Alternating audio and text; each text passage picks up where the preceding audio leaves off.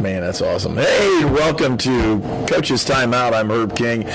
Tony is with us here again. Tony Harper is, and Chuck Sorrell is our guest. And when I say that, like, we talked football for at least a half an hour when we had technical difficulties, and that happens. It wasn't on our end, by the way. It wasn't on our end. We uplinked from here in Brazil, Indiana to Cleveland, Ohio. And there's the mistake right there, Cleveland. That's where the problem was. Bengals. And then Cleveland uplinks to the satellite then that puts it on YouTube, Roku, Twitter, Facebook, 9 different platforms that we're on. And they had a slight problem in Cleveland. We apologize, even though it wasn't our fault. Now, Chuck and I are actually coaching against each other and have for several years, different times and different places. So he's been different places, I've been different places. We've tended to coach against each other on several opportunities. I think I'm actually one up on him. That's it. And that's probably not going to happen. Oh, yes, you do. Yeah. I know darn well. So you're pretty well even. Yeah. I just know I'm 1-0 in my last time. That's what he's after. And we all are.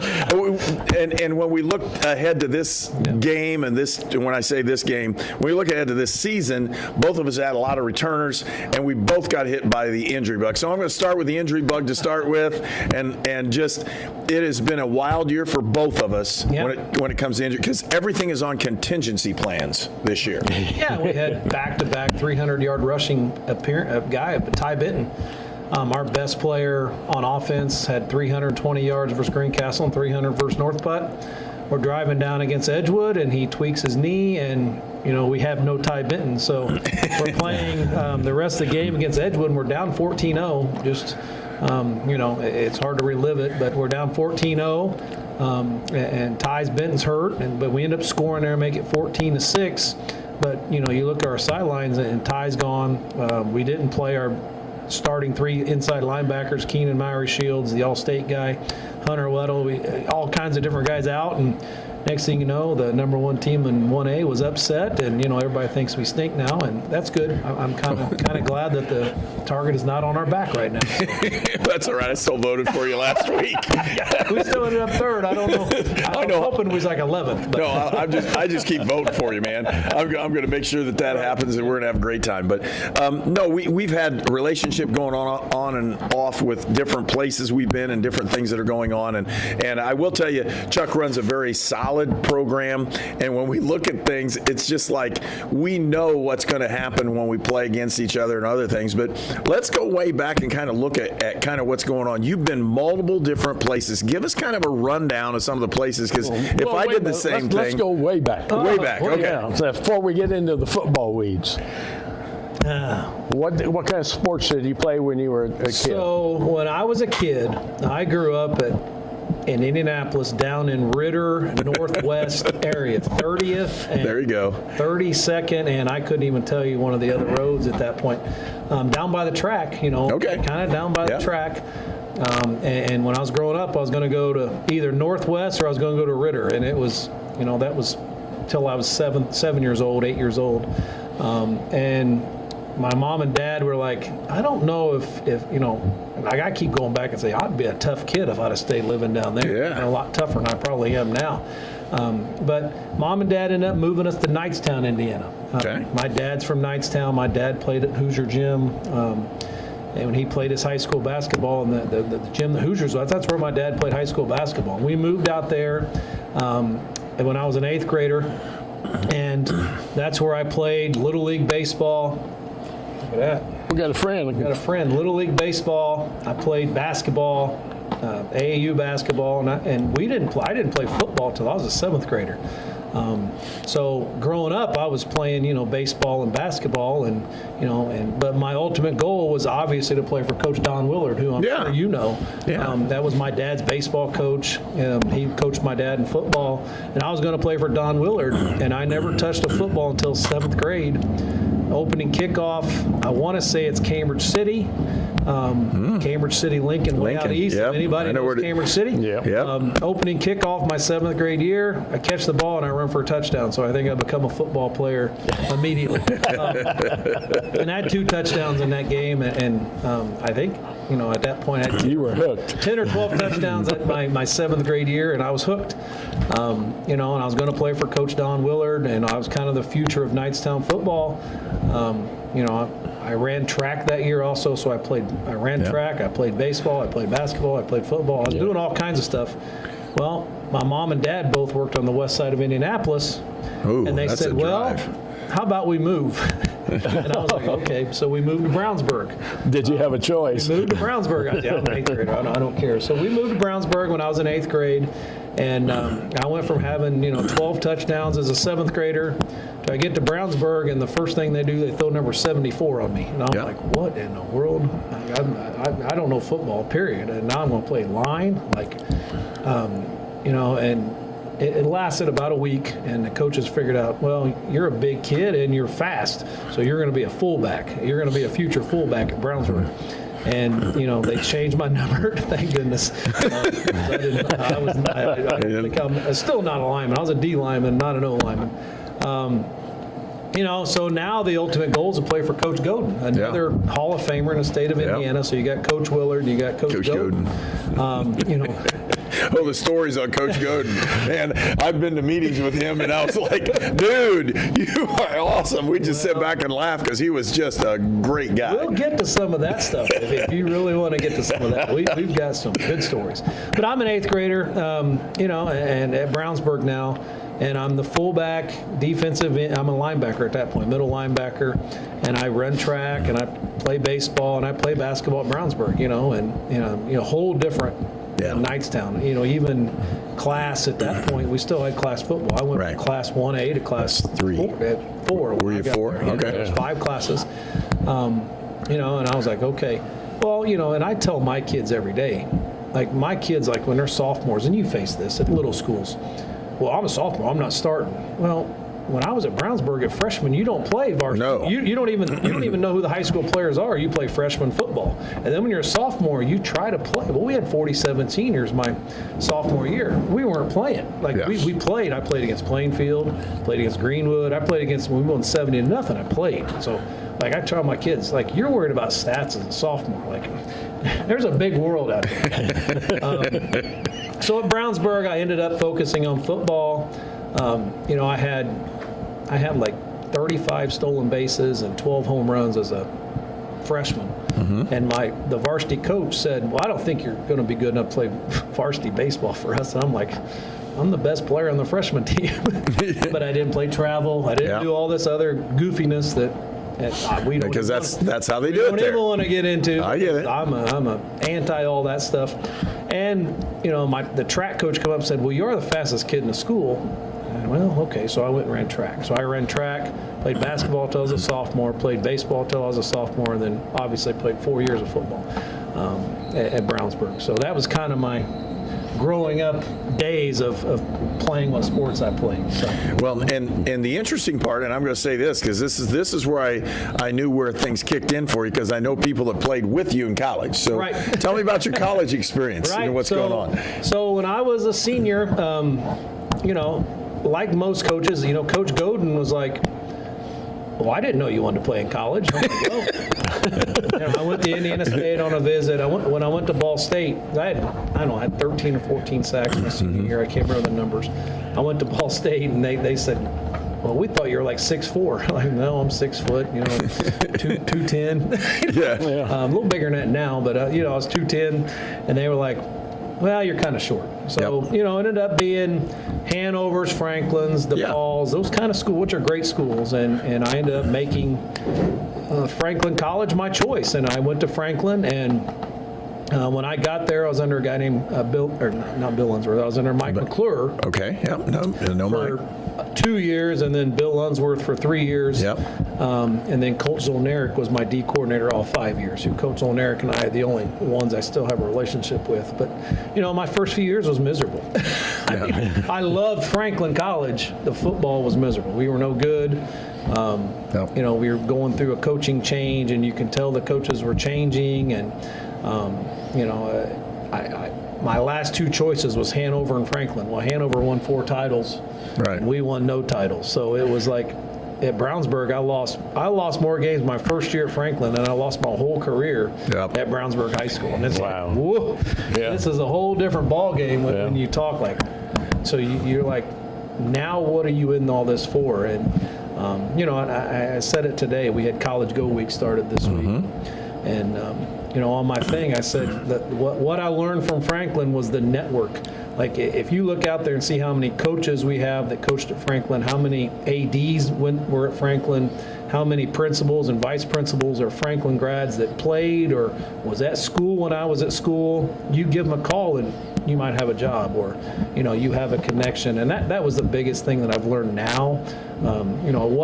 We had a really good time. I had some of your former players, some of my roommates, and we had good times. And we'd always say Franklin was the biggest party school in the state. We just didn't win football games. And then it all switched when you graduated, When too. I graduated, I mean, Mike came in. Coach and Leonard came in, and somehow they went from not winning any games to winning 8 or 9 or 10 games every year. every year. We had him a few weeks ago. Yeah, Coach Leonard, Yeah. and now he's begging me to send South Putt kids there. Well, yeah.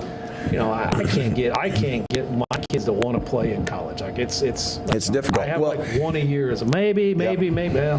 And it is a difficult thing to play at that next level because at that point, for instance, I have a couple kids looking at St. Mary of the Woods. Well, that's a different ball game even than Franklin. Right. You're literally in a job situation when you go to school like that. And again, some of our kids aren't going to be able to do that. They sure do need the college experience or something like that where they're going to go out and really get after it and do those kinds of things. But you touched on something that's a sore spot for me. I've got it in behind my monitor up on the wall. I sit there and look at it every day, and I've hated it for years. It's a chart of what size, optimum size for each position in college. yeah. Well, according to that, Drew Brees, Bart Starr, I mean, you can go down a list of people who shouldn't have played quarterback because they weren't 6 foot. And then you got the same thing at Dwight Freeney. Yeah, same thing. What's he doing playing linebacker, Well, today they wouldn't even look at him. No, I had a kid, and I'll say the name, and you'll know. I don't know if you remember James Kent. Yeah. Okay, so James is playing in high school, and he benches 415 and squats 550 and could run like a deer and threw a discus 160. I mean, he was a tremendous athlete. He's 5. They used to coach. I'm 6 foot. You're 5'10". You are a 5'10". Be honest. And then we he went and shopped around, and the D1's like, oh, I don't think so. I don't think you do that. Well, he goes to Mount Union, and he's a starter at Mount Union. He's the only homegrown starter, and he gets offers from the CFL. So yes, you can, but you have to prove yourself at that level, and walking on is how they normally if you happen. can get there. Yeah. But Yeah. just like Saturday at Indiana State, they honored Vincent Allen. There he goes. Yeah. Okay, I remember Vincent playing. I was doing radio at the time. And when I was standing there, we were reliving old times Saturday. And I remember you being taller. I mean, he's like 5'6". Yeah, he's not very big. But he was All-American for 4 years. Yeah. He held the record for over 4,000 yards as a running back. He played the CFL. He played the NFL. Yeah. But today, they'd laugh at him. Yeah, go away, kid. Yeah. Well, I have a player. I've had an all-state player a couple years ago that big schools wouldn't look at because we're 1A football. Yep. And he's probably going to start at Wabash this year. I've got a really good player right now that can play 1A, 2A, 3A, 4A, 5A. He can play. Benton. Yeah. No. Keenan. Oh, yeah. Ty could too. Ty could too. Yeah, I'm going to say, we watched you a couple weeks ago, and you guys were fabulous. I got a few local schools that will not recruit us because we're 1A football, and I'm just like, he's going to go to Michigan and Purdue on visits, but local schools here will not. So Well, and it's just kind of weird with some stuff. I will tell you, traditionally, and I know this one because I went through this, Iowa looks at the small school kids because they got a bunch of 8-man football guys. They'll bring in kids from all over, and they'll look and evaluate the kid, not where he's playing, and then they'll redshirt him the first year, guaranteed he's going to be redshirted, but they'll give that kid the shot. Yeah. And that's the oddest one in the Big Ten because they will actually recruit him and let him stay on and play and do those things. Well, But actually being redshirted as a freshman, it's going to happen. To gain that weight and experience and the strength that you need to play against men, because then you're going to be playing against 22, 23-year-old men It's not so on the bad field. right now going to a D2 or a NAIA. Yeah. and because your NIL deal is going to be bigger. Like, Yeah. if you go dominate at Ball State, they're going to give you $100,000 to come to Purdue, where right now you're probably going to get $25,000, which it's a lot for an 18-year-old kid. But how much did you make? Somebody bought me a case of beer or two, I think. That's about it. No, and when you say that, NAIA kids, like there was a Marion kid playing defensive corner, and he got offers, and it wasn't just offers. I mean, there were $100,000 a year for him to play, and he went to Mississippi State. Defensive lineman at Franklin went to Purdue, right? Yeah. I guess. Well, look at Steele a couple of years ago. He got hired away from Ball State, went to UCLA for 1 year, and now he's playing for Kansas City. Yeah. And you look at those things, and that part's changed. But a whole new world. And I'll vouch for your kid. I'm just telling you. I mean, he's a highlight film waiting to happen, because if you watch that thing, I mean, if you would go back in our film from last year and watch him, when Keenan hit our one guy, our kid came up to hit him, and I mean, he put a one-hand shiver, and the kid went airborne, feet decleated, the whole thing. Unbelievable play. I'd never seen anybody do that in high school. Definitely not a 1A football. No. Oh, and he's still doing it this year. We saw him a couple weeks ago. And he's Oh, I know. Oh, Lord. And he's only junior. Ty both are juniors. Lord. That's their class. The junior class for him is their class, and we know that. Everybody does. And as a coach, you just kind of look and go, well, they're going to have a different sectional next year.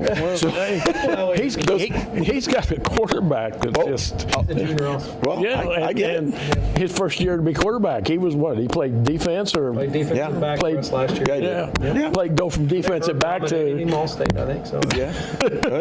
You understand? Good players. We know where people are in that we play against each other, and we have that respect for those kids, not just for the coaches or those kinds of things. That's what was my point in this whole thing. They lose the consciousness of what a football player is, or any athlete at any school, any position. He's got to be the attitude and an athlete. Yeah.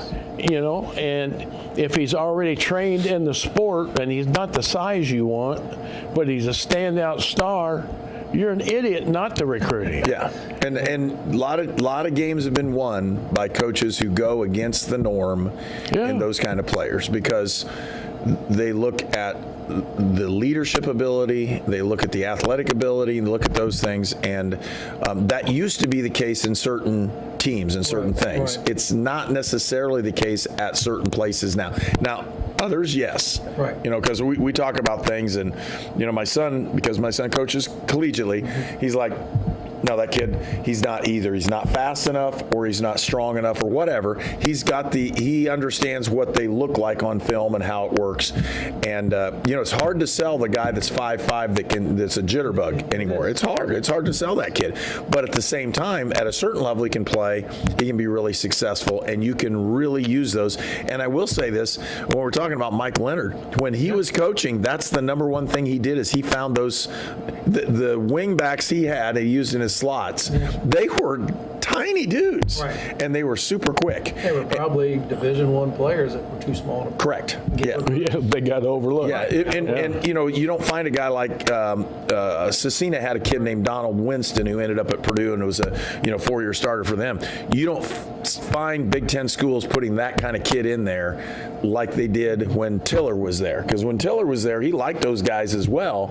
And again, each coach has a different niche, and when you're in college, you get to recruit them. When you're in high school, you don't. You get what you get. You get what you get. We don't. Yeah, I know. and it's starting to happen. I get those. It's starting to happen in Indiana with several of them. We've all heard those stories with that kind of stuff, and that's another story probably for another day. But NIL has things. Yeah, in other not just doing the creep in high school, Right. but there are 7 states now that allow NIL in high school. Yeah. I mean, these kids are making. Well, and there's a show on. Well, if they do there's that. a show on Fox. That what's a kid making? He's making. Probably more than us. Yes, It was $2 or $3 million. He's in high school, quarterback in high school. Well, and see, we're restricted in Indiana, which I don't think is legal anyhow. So, we can't, I don't know if you knew that, but coaches cannot take money that same way. Yeah, we can't get those kinds of monies outside the school and still coach. And so, I mean, those things are interesting to say the least. But can you imagine, if you open Pandora's box in that way, then you're going to end up with, when I say this, you're going to end up with a lot of money flowing to a lot of different coaches, and it's not from the schools. It would be from outside sources. And we've just kind of changed the overall effect of what's going on in athletics. It's a tough thing to look at. It really is. The next 15 years will be more even tougher. Yeah, you'll make a lot more money, and I hope so. I'll be retired. I'll be retired. So South Bud, I need money. Yeah. No, and I will say this. I know you can tell the difference in where you are. When we look at the coaches that have moved around in different places, it's not necessarily you're moving around to find the better position. You're just moving around to find a position that fits you. Yes. And I think for you right now, South Putnam fits you extremely well. Oh, you've demonstrated that. Yeah. I mean, It's become home. I mean, it's, everybody's like, oh, you're going to leave, or you're going to leave. You might get an option to leave. You might get somebody to offer you a job, but there was no question that I was going to come back for this junior team. I mean, I think we have 2 more good runs. I thought we were going to be a little more under the radar. surprise. Somehow we started 3, and then 1 and 2 got beat, and we moved to 1, and then we're not very good when we're number 1. We always seem to get beat week 3 when we're number 1. So we're back to 3 or 4 or whatever we are this week. I'm involved in 1. We started you out in number 2. Yeah. Well, I mean, with the XLH Sports with the rankings. And there's a really good team in our side. There are 2. If Herb gets his guys healthy, we've got 2 pretty good teams other than us. River Park's good. And we're not looking by anybody, but our ultimate goal is to go to the state championship, and we're trying to figure out how to beat teams like Herb's team, teams like Coach Sanders at Riverton Park, and then obviously we've been beat by this Lutheran Providence. So the teams that may have NIL money or whatever they have. I'm just kidding.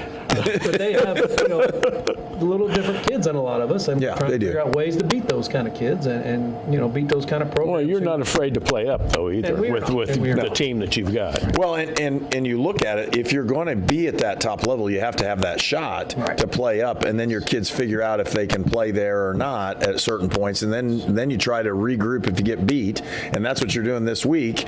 And it's hard to regroup when you got kids on the Band-Aid crew. Yes, it is. You start 2-0, and we had a really good 2-0 start. Yeah. Edgewood, everything to upset. You see it on Saturdays all the time. What it takes to upset a team where all the fans get so excited and they all run out on the field, and that's what Edgewood did. They came prepared. They blocked our first punt. We went 3 and out. They blocked our punt. They're up 7-0, and our defense hasn't played. And last year we lost at North Putnam the same way. My first year at South Putnam, we lost the same way to North Putnam. It's just like when we get a punt blocked. Yeah, it's tough. It is. You very rarely win if the team scores on special teams. There's kickoff returns every once in a while you might overcome, but if you get a punt blocked or something like that, it's most of the time, airs out of the ball. You do not win those football games, and we learned our lesson, and we did not win that football game. So.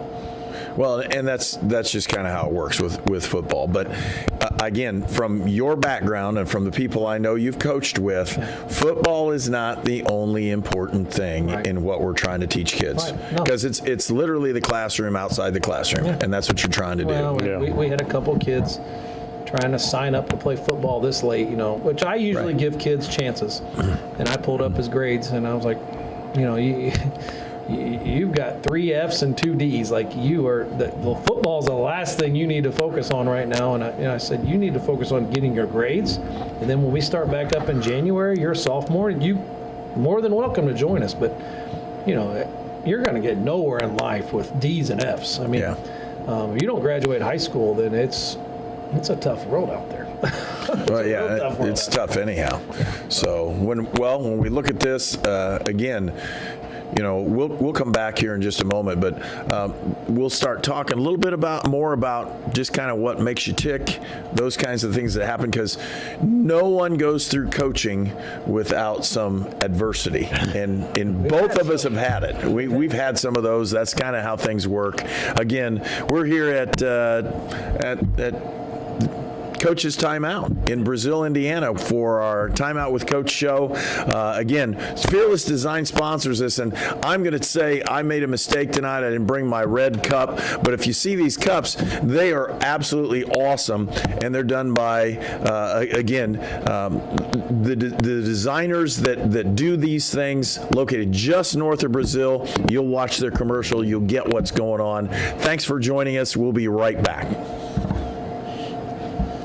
Fearless Designs is your champion for the finest in laser engraving. Fearless Designs does everything from trophies, hats, key rings, knives, signs, glassware, ceramic mugs, and insulated mugs. Fearless Designs is an Indiana company serving the entire United States. No order is too large, and no order is too small. Contact Fearless Designs for all your promotional needs. Do you have experience as a licensed plumber? Local 157 is looking for you. Payment packages with benefits over $65 an hour. We're the place to find comfort in your career. Plumbers and Steam Fitters, Local 157. Kickstart a comfortable life. We build Indiana. The Laborers International Union of North America builds and maintains roads, bridges, and other essential infrastructure that make us the crossroads of America.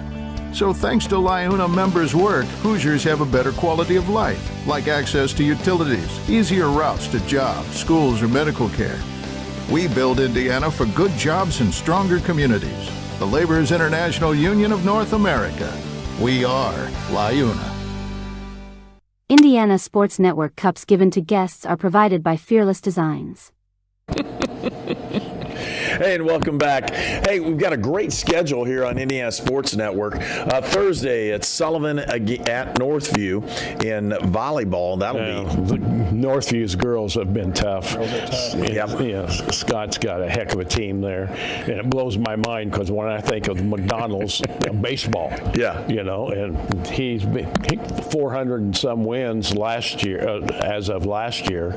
So, and he's still on a rampage, and a bunch of new players. That's kind of how that one works. Friday evening, it's Terre Haute South taking on Terre Haute North in the battle for the bell, and that's always fun because you get to.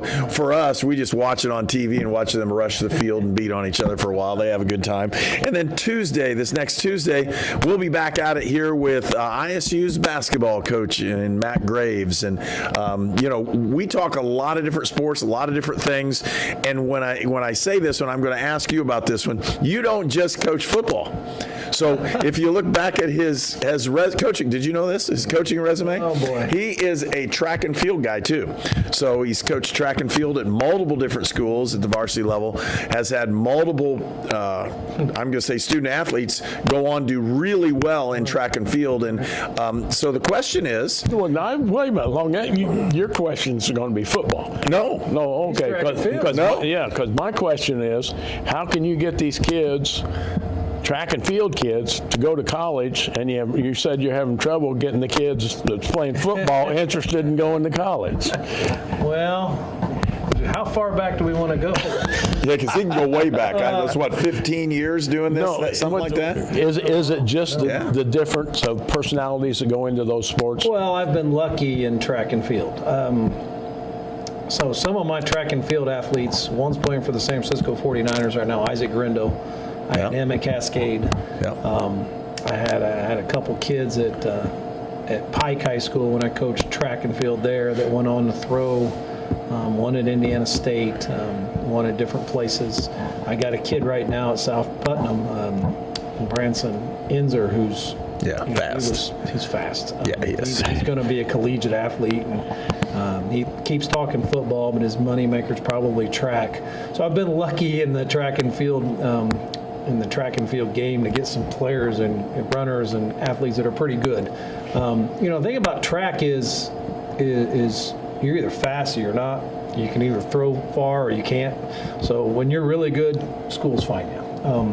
There's only like Branson and the kid at Northview now and the kid at Sullivan. There's only so many kids that run a 10-700 in the state of Indiana. Yeah. And there's 3 of them in this area, and you get lucky enough to do that. But and Coach may not know this, but I coached baseball long before I coached track and field. So that was an eventful process.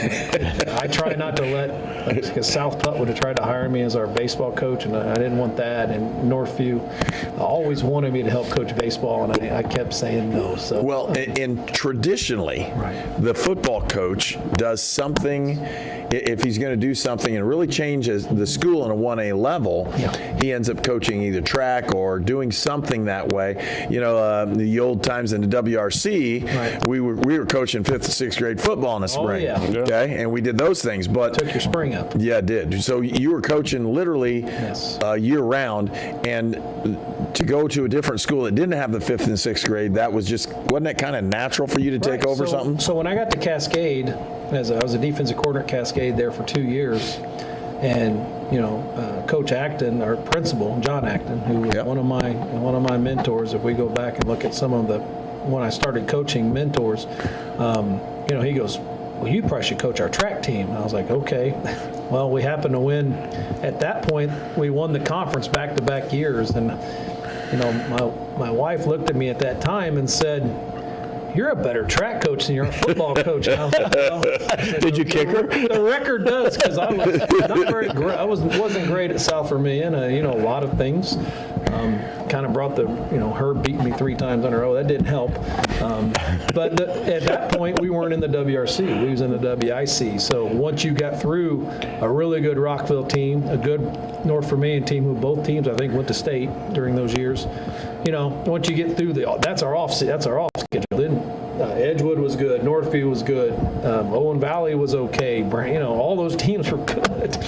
I get to Cascade and I'm coaching track and we beat everybody. I'm like, well, it helps because like I said, our kid ended up going to Avon, Isaac Grindo. He won the state in the 100 and the 200 and the long jump. It helps when you have a really good kid like that. It made me look like a really good track coach. So it doesn't make any difference what size they are. It doesn't matter. Yeah, it didn't matter because they went on. He was with me as a freshman and sophomore. I left Cascade. He went to Avon. And he played at Avon as a junior and senior, ran track as a junior and senior, and now he's playing for the San Francisco 49ers. So, it's kind of cool to watch his progress. He went to Wisconsin to start with, ended up at Louisville, was their backup running back this last year at Louisville, but got enough carries that San Francisco hired him or whatever you call it, give him a contract. Yeah. And McCaffrey got hurt last year, and Isaac was a feature back, and it was kind of like, wow, that kid was like a little kid when I had him as a little freshman and sophomore. But it helps. And you go back to my baseball days. I started coaching baseball at Brownsburg. Well, so when I first got to Brownsburg, the team that won, that was a Little League World Series team with Lance Lynn and with Tucker Barnhart and with Drew Storen, guys that played in the Major League Baseball, like. Those were the players at Brownsburg when I was there, and it was like, well, this is easy. I mean, you can win any game with this. So Lance Lynn was our pitcher, and we went to the state championship. I was the head freshman coach. My first year coaching football as a head freshman baseball coach, and Lance Lynn was a junior. Drew Storen was a freshman. So I had all these kids that played in these Little League World Series. I'm like, man, I'm going to be a good freshman coach. Well, our varsity pulled them all up. So imagine that. I didn't have any of them. Imagine that. I had a bunch of freshmen. We went 11-10 or whatever. But, I got to see Lance Lynn playing in high school. I got to see Storen playing. I think Tucker at that point was a 7th grader. I think 7th or 8th grader at Brownsburg at that point. So you're looking at 3 Major League Baseball players.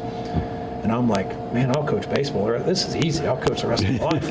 But what people don't know about baseball is opposite of track. Like So I start track season in February, and we end in May. Right. Unless you have a kid go to state, then you keep going. Like baseball, like you got to start throwing pitches In December. Yeah. You got to throw in January. Yep. And like my players want me to throw football now, and I said no. I said I coached like 7 years of baseball, and Yeah. I can't even lift my arm up. I said I couldn't imagine doing it for 30 years. So No, that's just the way it is too, and, so and those I kids moved do on that. to track and field because it was a little easier to coach, a lot less time consuming, and you still get the effects because if you got good players, you got good runners, you got good throwers, you still look like a pretty good coach. So, but it does. If you're a head football coach, and Coach Rates does it here at Northview, if you're a head football coach, you probably should have some type of involvement with your track team because if you want to throw the ball or run fast when you get the ball, you want those 4 or 5 guys doing that. So. And where I am now, you do this. It's just weights. It's weights Right. before and after school because it's not as conducive to the other things. So I'm working in the weight room the whole time. Right, yeah. So you got to do one of those things, and you have to have somebody doing them. And if they don't do them, you do them. I mean, if you don't have assistants that'll do that, you're doing those things. So, and that's what keeps us kind of involved. We get to meet the kids and really figure out what they're like and try to get them to do the things they're supposed to be doing. And it gets tougher as it goes along. It really does. People don't realize that. You get older and you look for younger coaches, and this profession. Oh, there are not very many young ones that you can hire. It's really hard to find. Like, I've been looking for 4 years for a younger coach to come and kind of take over my middle school, take over my junior high, or take over my JV team. Can't find them. Can't find them. Can't find someone with the commitment. No, and because it's a lot of thankless hours. It's a different thing because everybody thinks they want to do this, right. But then when they get into it, they're like, "Ooh, I didn't know it would be like this," and because it's not what they think. They think it's just, "Hey, I'm going to call plays and we're going to win," and "Hey, I'm going to do this and we're going to win," and that's not where it is. It's all about the other things, and.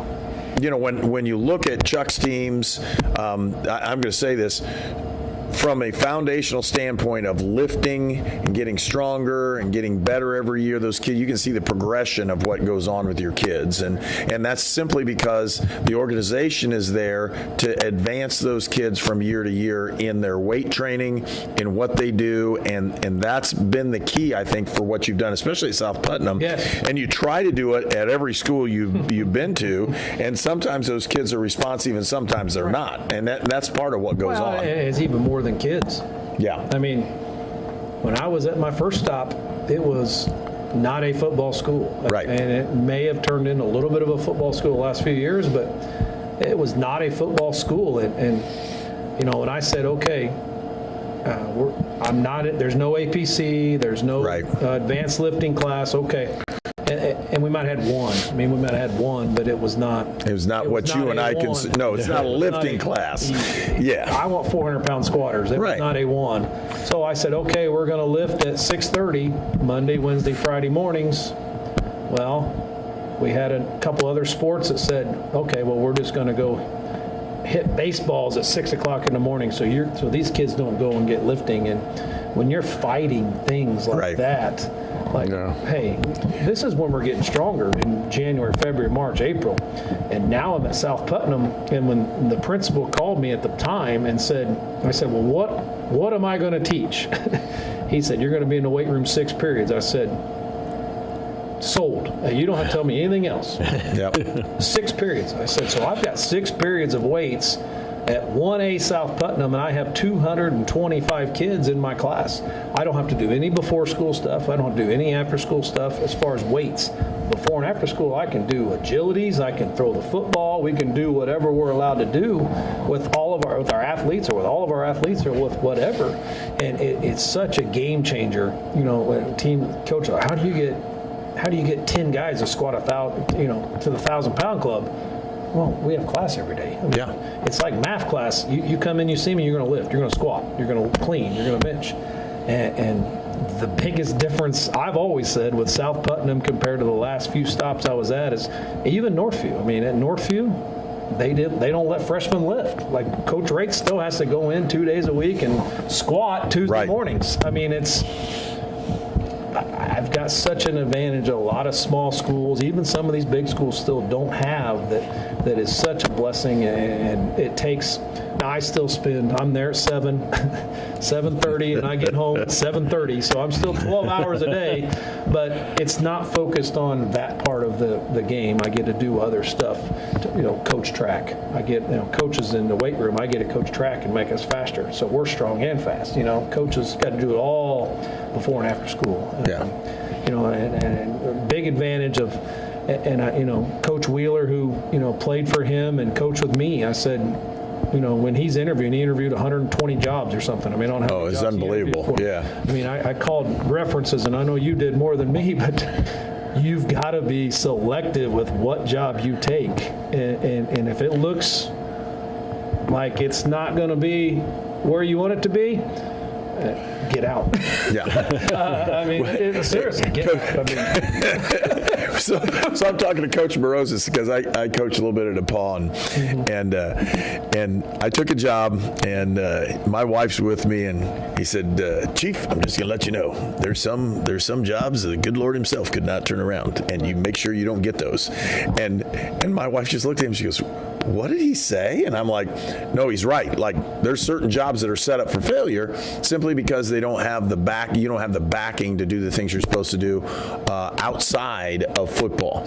And if you get one of those, it's really difficult. And I stepped out, and you know this. I mean, the jobs that I've taken have been like horrendous. Right. when I get them. Right. I walk in the door and everything's gone. You got nobody wanting to play and nothing happens. And in a few years, if they'll do what you ask them to do, we'll win.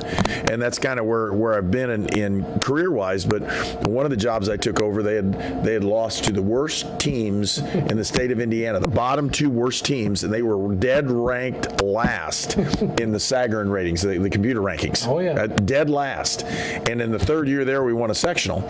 And the reason why is because I had a decent group of kids with 2 or 3 kids that started lifting, and they brought in all their buddies, and all of a sudden it just started really pushing all the way through. And the parents bought in, and they did the things. And until you get that kind of commitment from not just the kids, but the parents give that commitment, you're done. So, yeah. It's really, really difficult to get things turned around. And in our culture today, there's so many other things everybody wants to do.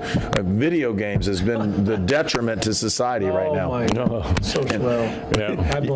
can't say social media, I think we're on social media right now, but it's something. Yeah.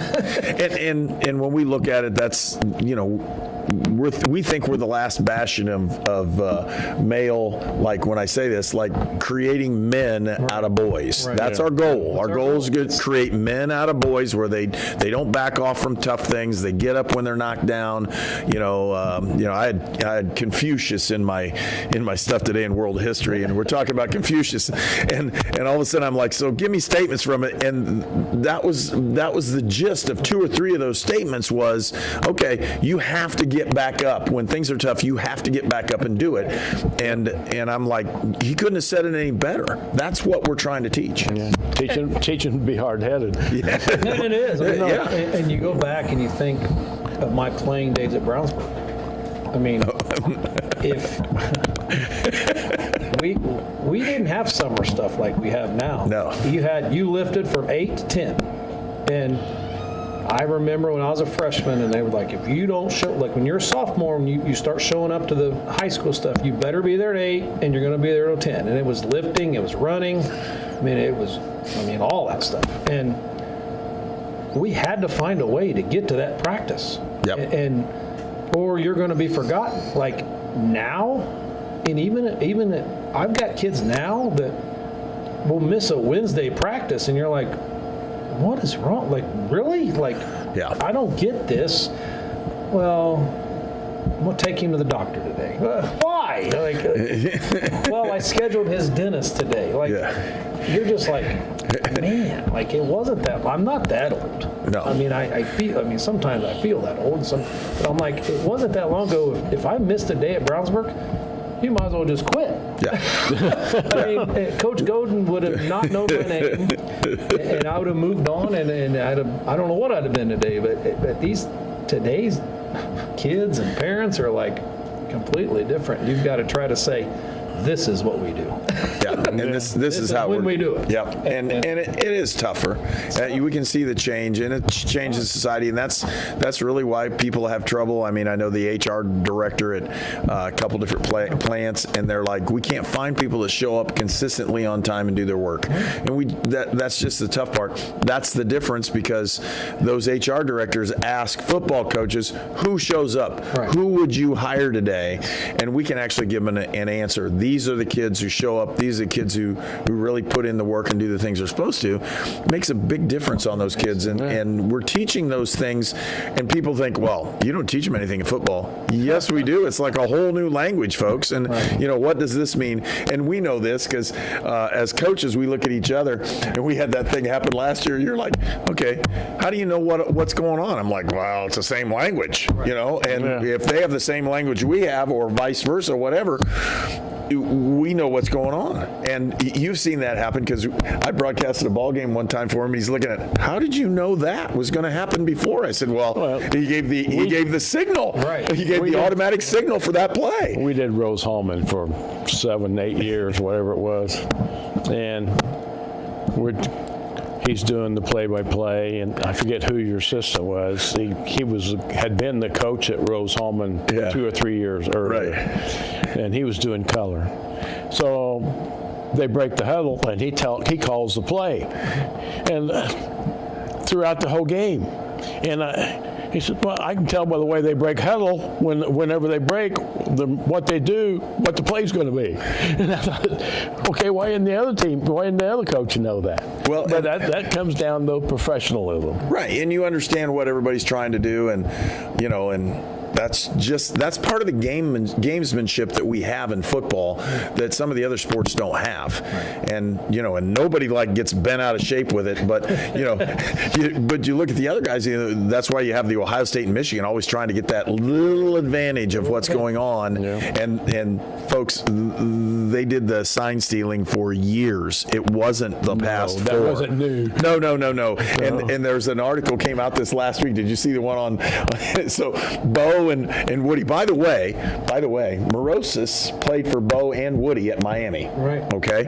And so he told Bo and Woody stories all the time. But those two guys, I mean, they literally loved each other as brothers, and they wanted to just kill each other and fight like they were brothers. That's just the way it worked. Last year we played you. Wheeler got all kinds of flack because you knew when we called power and counter. We blamed it on Wheeler because we're yelling the play.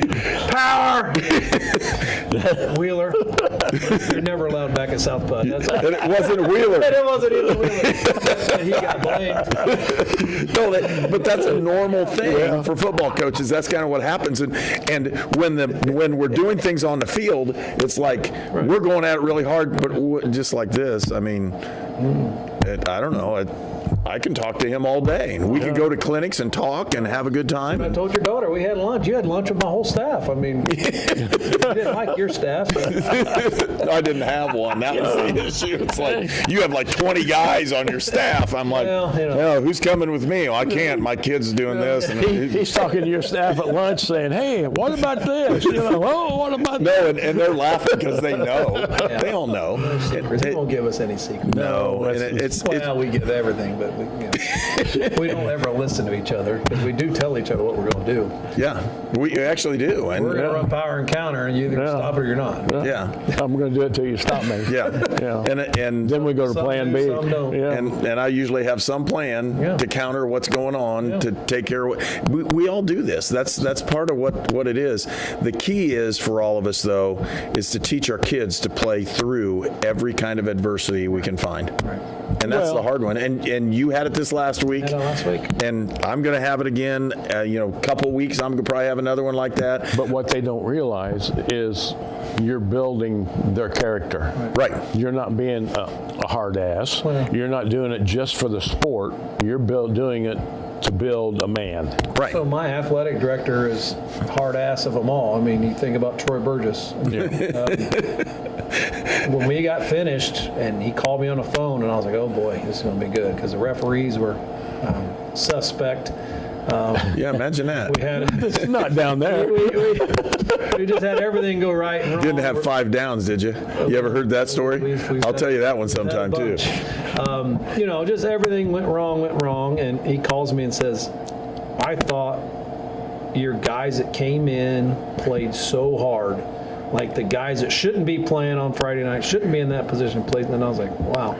He understood. Maybe it wasn't as Yeah. bad as, you know, as a coach. I stood there in the middle of the field, like, what the heck just happened? But, you know, then he called, and I'm like, well, maybe let's go back and watch film. And I went back, and like I said, I told the radio, I told the paper that, you know, everything that happened to beat a number 1 team happened. And you know, from a block punt to you know, referees calling 2 touchdowns back, and then the extra point to win the game, and they said it wasn't good. And they didn't give us a reason. They just said it wasn't good. And they went through. They said penalty. Okay, back up. And then we couldn't kick it from there. It was just like everything in the world. And he happened, you know, the hard ass of hard asses says, your guys played really hard. You know, when you lose your running back and Keenan's not playing and Hunter's not playing, I'm like, well, okay. Breathe, Chuck. We've got another week. You know, and the ultimate goal for us is, yes, it was to win the WIC, but that's a tough challenge. You got to beat Sullivan. You got to beat Northview. I mean, And I'm telling you, that's still not out of the question. out of the question. But our ultimate goal is obviously to win state championship type games, and that starts with our sectional. And we got 3 rounds of sectionals, and I still think we're in a really good pace. And Are you eventually going to get all your kids back? we will get all our kids back. Yeah. Before we play him. Yeah, I won't ask you when. Before we but- play him in the sectional championship.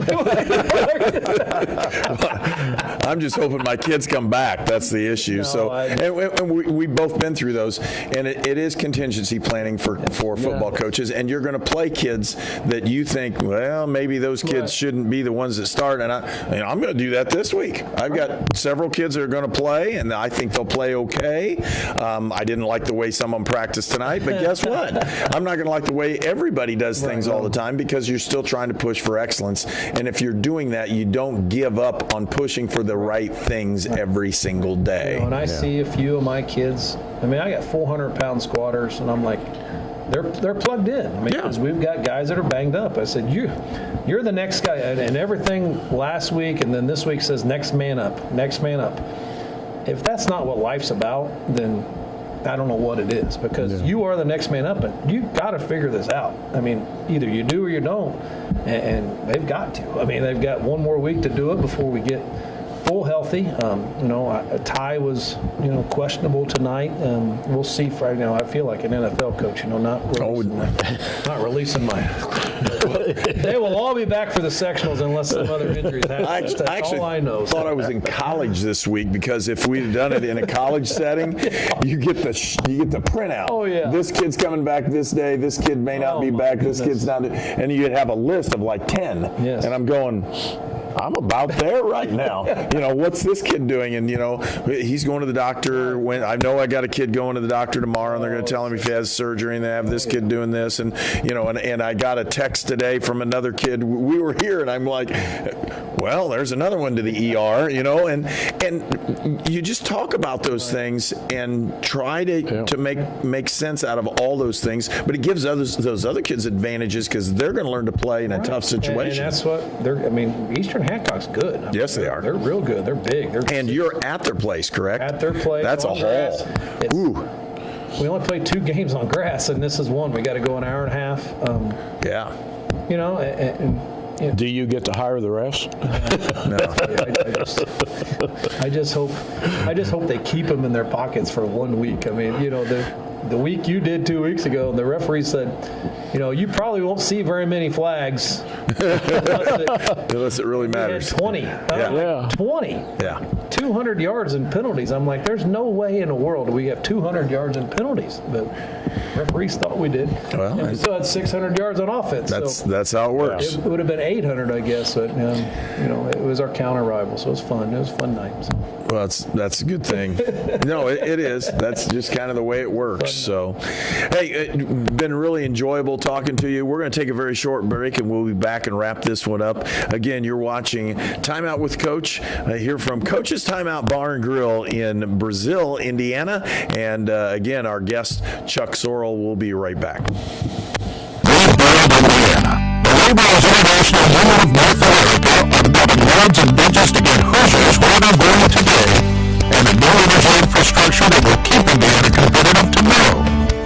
Laborers over 12,000 statewide members also bring local economies, earning good money and wages, shopping where they live and work, and paying taxes. We build Indiana for good jobs and stronger communities. The Laborers International Union of North America. We are LIUNA. Indiana Sports Network cups given to guests are provided by Fearless Designs. Do you have experience as an HVAC service tech? Local 157 is looking for you. Payment packages with benefits over $65 an hour. We're the place to find comfort in your career. Plumbers and steam fitters, Local 157. Kickstart a comfortable life. Fearless Designs is your champion for the finest in laser engraving. Fearless Designs does everything from trophies, hats, key rings, knives, signs, glassware, ceramic mugs, and insulated mugs. Fearless Designs is an Indiana company serving the entire United States. No order is too large, and no order is too small. Contact Fearless Designs for all your promotional needs. Chuck Sorrell's our guest, head football coach at South Putnam, and man, I've had some days there too. And you know the different places we've all been. But if you're looking at kind of what's ahead, give us a kind of a summary of what your season is going to be like here towards the end, as far as the teams you're going to be playing. Yeah, I mean we go on the road and play Eastern Hancock this week. Everybody's like, why did you play Eastern Hancock? And we kind of didn't get into some of my coaching stuff, but Pat Echeverria and I were both at Pike, and Pat Echeverria was the head coach. And you ready? Coach Pat. Coach Pat. I coached him at DePaul. DePaul. There you go. See, there you go. Okay. Small world. But anyways, Coach Etch and I, we were defense together at Pike, and we both knew we had pretty good teams coming back, and said, hey, let's play a 2-year contract. My juniors are good. Your juniors are good. Well, so we scheduled this game, and he goes, well, we'll go there the first year. I was like, I don't really want to go there for sure. But anyways, so we're going there this first year, and then he leaves. Yeah. He leaves and takes the Warren Central offensive coordinator job, I think, offensive coordinator job.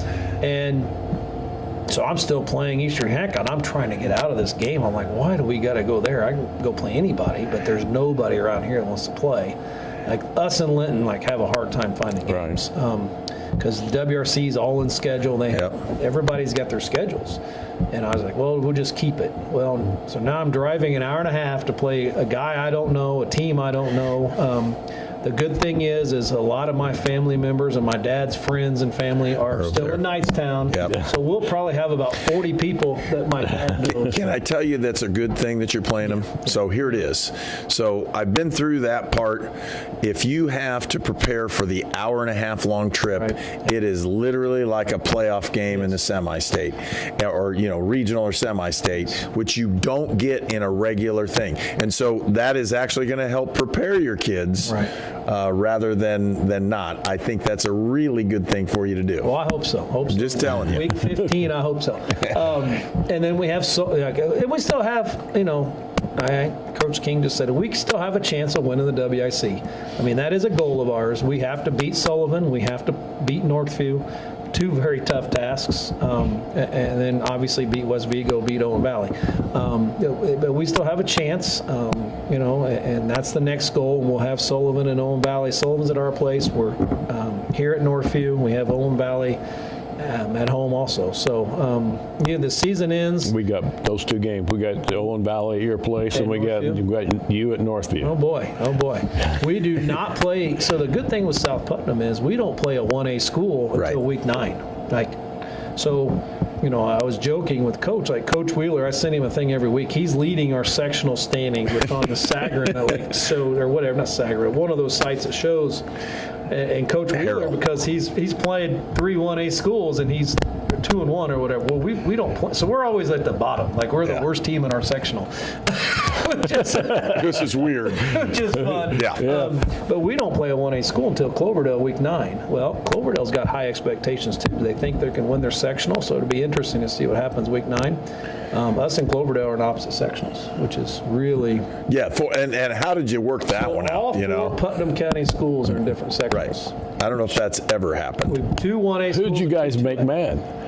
Well, No. I originally blamed it on Bud Wright. Like Bud wanted Cloverdale and not us in that sectional, but we got Bud in the regional. So now Herb's got all the power in the 1A. So we probably will not be in their sectional the next time. So. I don't think I have any power at all. That hasn't happened for a long time. We've got some really good competition coming up to see if we really are a top 5 team in the state of Indiana, and we're going to keep working, and our ultimate goal is to win this sectional. There's a good Fountain Central team in it. There's a good Riverton Park team in it, and we just said Covington's 2-0 or 3-0. We don't know if they're good or not. Wheeler's 2-1 at North Central Farmersburg. I mean, the more you win, the more confidence you gain, and you play a team like we play on turf almost all year. If we have to go to North Central Farmersburg and play on a field that doesn't have lines and it has lines.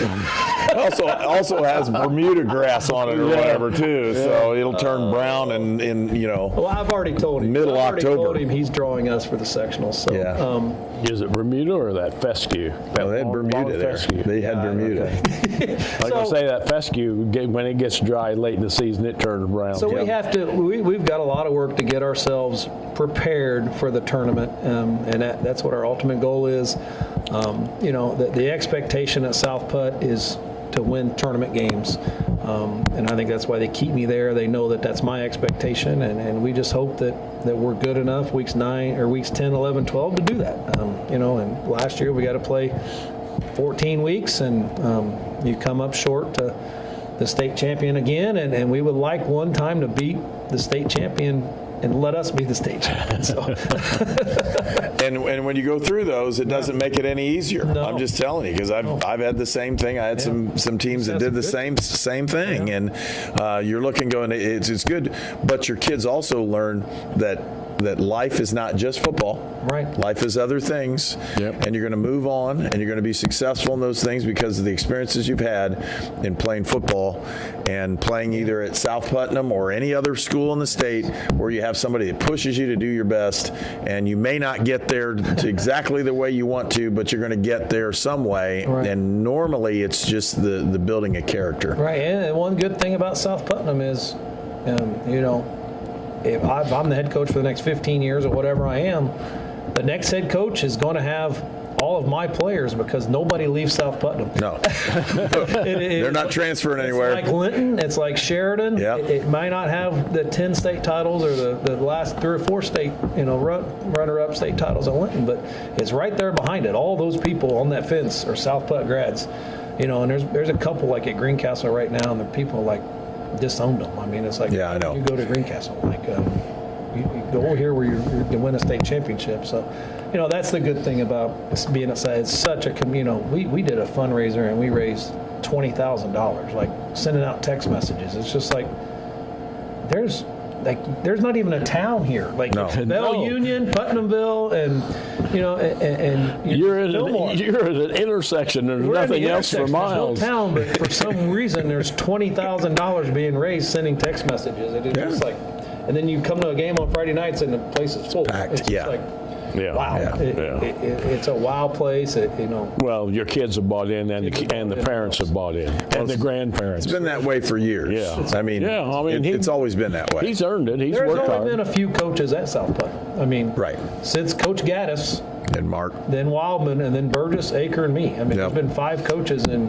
what was that, 50 years? More than that, yeah. But that kind of thing. No, that's just the way it is. That helps helps their tradition and helps be successful. The other thing is they've always had numbers. You still have those, Still have numbers. and so the depth factor really helps them. And that's just kind of the way it is. It's a program. It's been built. You're maintaining it and what's going on, and hopefully you always play JV. That's it. We got to play JV last night against Edgewood. We're playing a 3A team, 4A team in JV, which is really good for our kids. And a lot of small schools don't get that. No, I mean, and that's just kind of the way it's working. It's tough.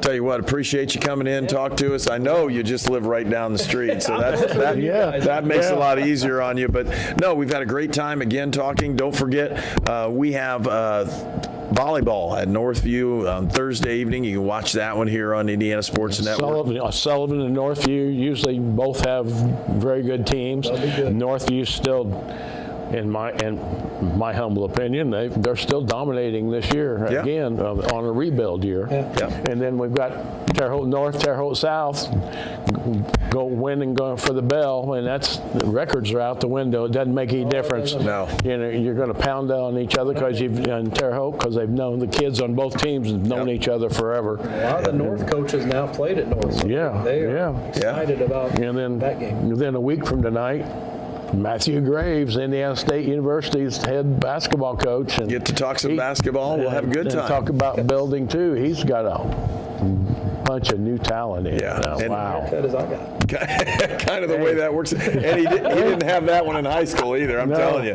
No. So, and we're doing that. And don't forget, you can watch St. Mary the Woods sprint football this year here on Indiana Sports Network. We have their home ball games. You can look up and see some sprint football as they transition from sprint to NAIA football full-time in the Mid-States Football League, which is a big deal. That is the big deal. And, you got all kinds of things going on. We'll bring you basketball action as well, maybe even a little wrestling. We've done that kind of thing. So just check in. We've got 3 more volleyball games for high school. We've got volleyball at St. Mary's, both women and men, and you know how the men have been dominating. They've got a bunch of foreign players that they can play. They are tremendous. When St. Mary's Woods. When they get up in the air and hit that ball, look out! Yeah, it's. So we'll have you covered on all kinds of different things. Hope you join us. Hope you join us this next week for Matt Graves, the ISU basketball coach. For Tony Harper, I'm Herb King, and of course, Coach Chuck Sorrell. And when we talk about that one, buddy, I'll see you down the road. Hopefully we're both prepared and healthy. And ready to play. It'd be really fun. So appreciate it. We'll see you later down the road. Indiana Sports Network cups given to guests are provided by Fearless Designs.